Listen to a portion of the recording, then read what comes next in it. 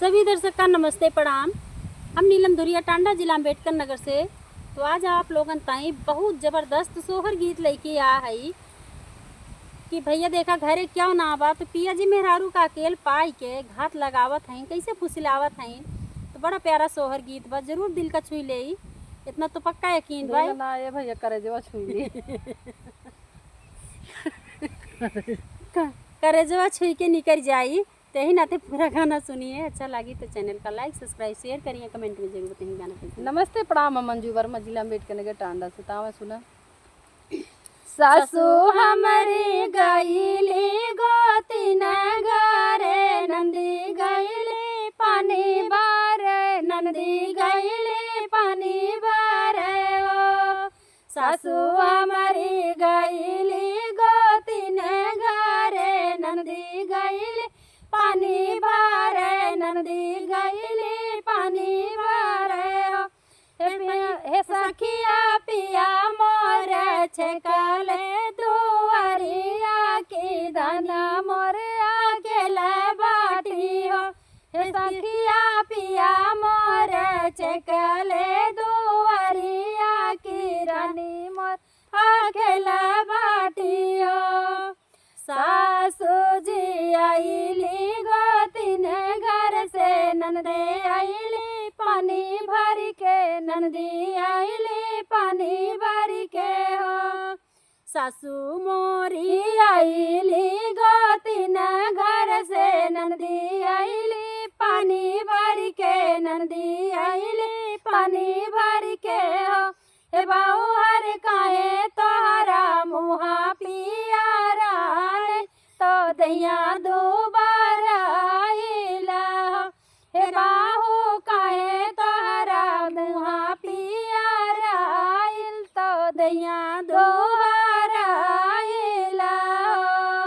लाज शरमावा के बतिया सासू कैसे बताई हम कैसे बताई हो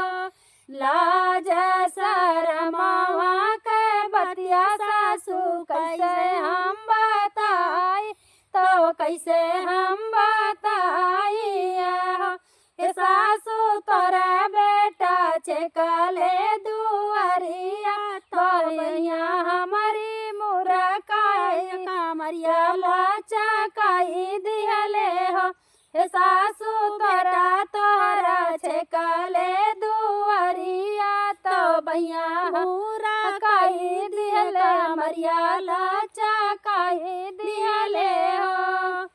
इतना बचन पियावा सुनाले सुनाहु नाही पवाले सुनाहु नाही पवाले नियो इतना बचन पियावा सुनाले सुनाहु नाही पवाले सुनाहु नाही पवाले नियो हे पिया हे बहिनी धनिया काया रे बोला तो खूब धामा कावाई हे बहिनी धनिया काया रे बोला तो खूब चमकाई जब हम जानत रानी कमजोर बाटी औरों से कमजोर बाटी औरों से कमजोर बाटी जब हम जानित रानी कमजोर बाटी औरों से कमजोर बाटी औरों से कमजोर बाटी रानी ननवे में गवाना कराऊ तो विदेश चला जाता हूँ हे रानी ननवे में गवाना ना कराऊ तो विदेश चला जाता हूँ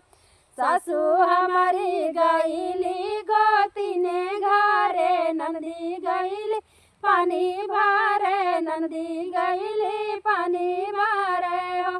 सखिया पिया मोर छेकले दुआरिया की धन मोर अकेला बाटिया सखिया पिया मोर छेकले